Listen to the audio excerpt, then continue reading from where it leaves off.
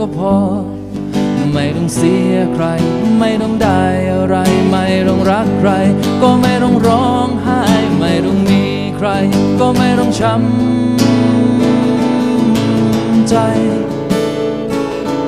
แค่จะรักก็ยังไม่กล้าจะเอ่ยจะเผยความจริงอย่างใจที่หวังจอกสุราได้ยังคงวางไว้อยู่อย่างนั้นไม่มี